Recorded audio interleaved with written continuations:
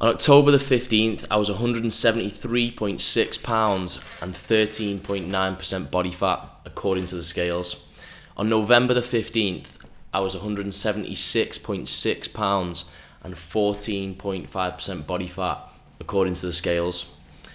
On December the 15th, I was 184 pounds and 16.3% body fat, according to the scales. Looking at the percentage muscle mass given and the body fat percentage given, my muscle mass went from 80.9 pounds in October to 81.8 pounds in November to 82.8 pounds in December. So that's a total increase of 2 pounds over 2 months. My fat mass went from 21.4 pounds in October to 25.6 pounds in November, and then to 29.9 pounds in December. So we've got 2 pounds of muscle mass and 5.8 pounds of fat mass, according to the scales. Okay, let's just go over these figures real quick and see if we can draw any conclusions from them. So the first month was pretty tame, a few pounds total gained, a couple of pounds of fat, pound of muscle, everything seems roughly as it should be. Second month, jumped on the scales, 184 pounds, where the fuck did that come from? Obviously, I was pretty surprised to see that, because although I'm not tracking my calories and macros, I do feel like eating intuitively. I've been fairly consistent over those first 2 months of the bulk. I certainly don't feel like my intake dramatically increased during that second month, or my activity dramatically decreased, so I was a little bit confused about that sharp incline. Now, the key point here is that weighing yourself once a month is not sufficient. It's bulk suicide, mate. Obviously it's not suicide because you don't die, but it's a bad idea.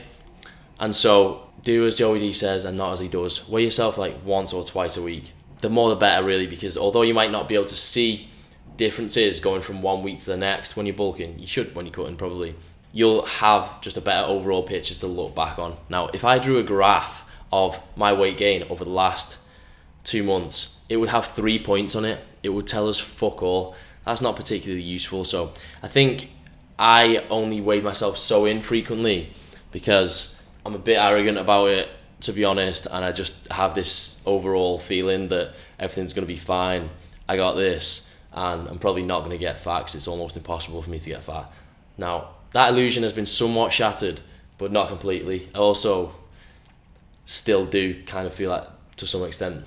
So, am I going to worry about it? Probably not, because one of the advantages of having cut for the last 70% of your lifting career is that you become quite proficient at it. As such, I'm quite confident that I can lose whatever fat I need to lose as and when the time comes.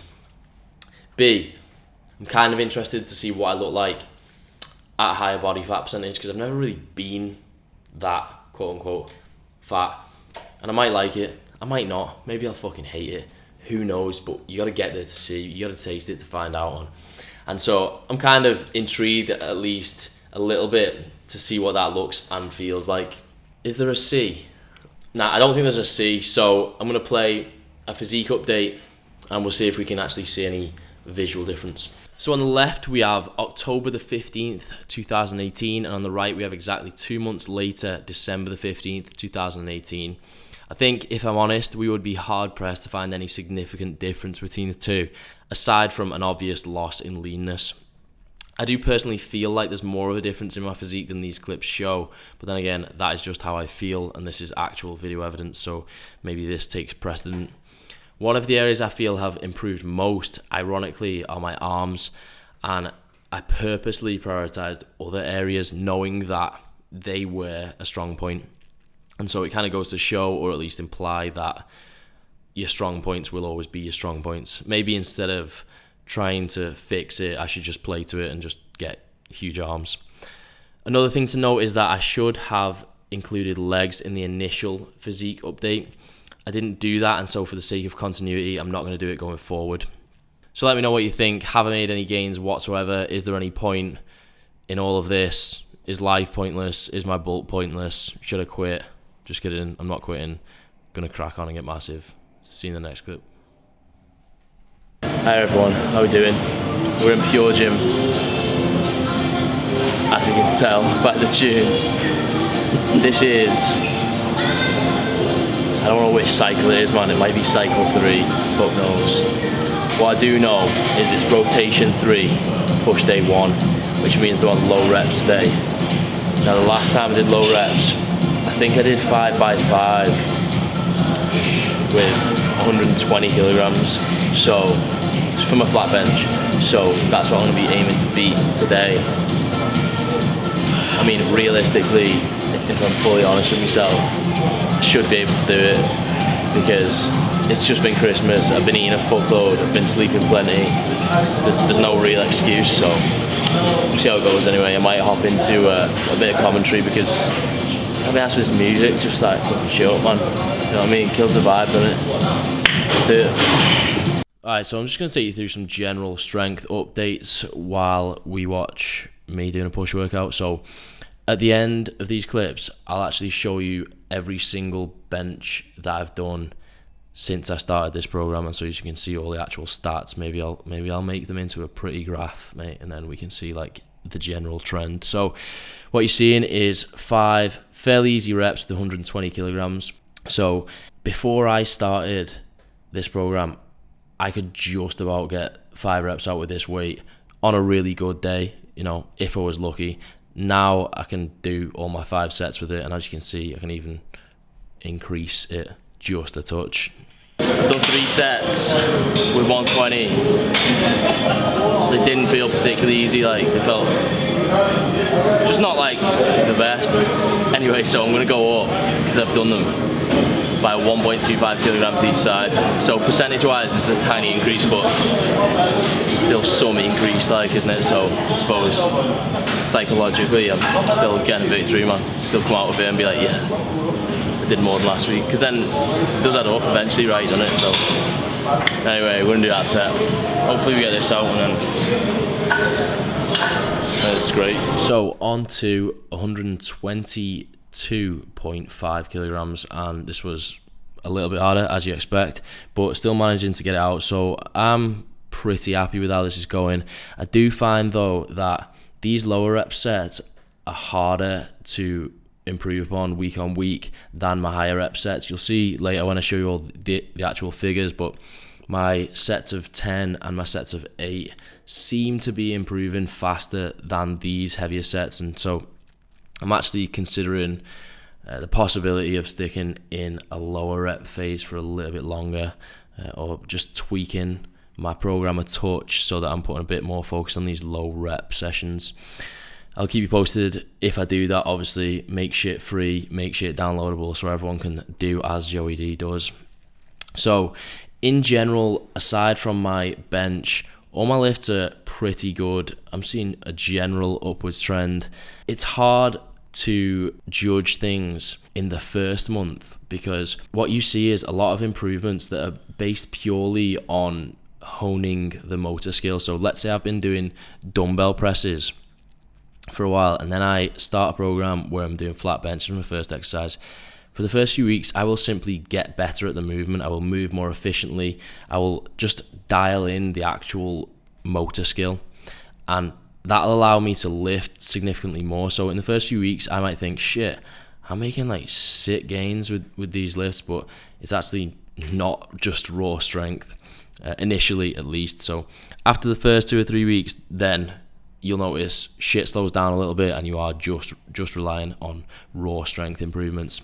And how fast they actually come is obviously dependent on a lot of factors. For me, having lifted for 10 years or 11 years pretty consistently, the answer is probably going to be not that fast. So I'm just going to go at it with the mindset of be patient and just appreciate any increases as long as some are occurring.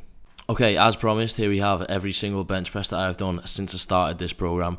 We have one day missing, which is where I was in Dublin training with Rob and I strayed from my usual program. So there was no flat benching that day, and that's why we have no figures here. Aside from that, we've got everything filled in. We've got rotation 1, rotation 2, rotation 3. Essentially, you can call these weeks if you really want. You might want to go back and watch my first episode where I went through all of this along with the actual program that I'm following in detail. that would certainly help you follow on here. So rotation 1, essentially I'm doing push-pull legs rest, push-pull legs rest. So that's actually taking me 8 days, but if you're OCD, we can call that a week, whatever you want, whatever makes you feel good. So this is week 1 is going to be 10 reps, week 2 primarily 8 reps, week 3 primarily 5 reps, and then I'm calling that full completion of week 1, 2, 3 a cycle. So that's cycle 1, we got cycle 2, and then we got cycle 3. So ideally, what I'm really comparing are the columns, because that's when my rep ranges are even. So what I'm doing is my 10 rep sets every 3 weeks, pretty much. I'm coming back around to doing those, and I'm looking at those and I'm thinking, right, I got to improve on those.